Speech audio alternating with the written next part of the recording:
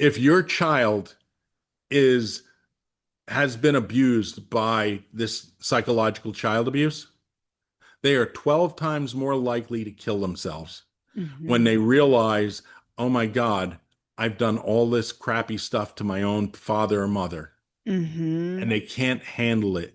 And the cognitive dissonance, and they can't understand who's telling the truth and who's lying and what's going on. And they may be in a situation. I spoke to plenty of moms and dads who have called me up because their child killed themselves. Mm. It's one of the hardest discussions and talks I've ever had to do because my sympathy just goes over the top.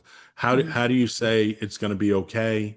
No, you can't. I had one mom call me up that their child was going into college, 20 years old, had everything going for him, and couldn't reason properly Mm. and couldn't understand what was going through his mind, and he killed himself, or he Unalived himself. unalived himself.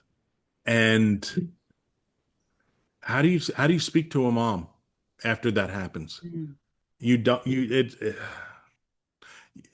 This happens so much that that's why I call these people child abusers and murderers, Hmm. because they have no problem. It won't most of the time it doesn't happen with the kid where the kid offs himself at that time.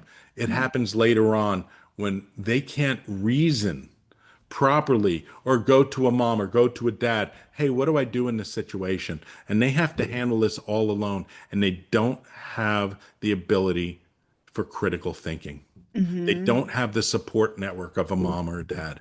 They don't have that. And so, I don't know how to express myself in this situation because it should not happen. Hmm.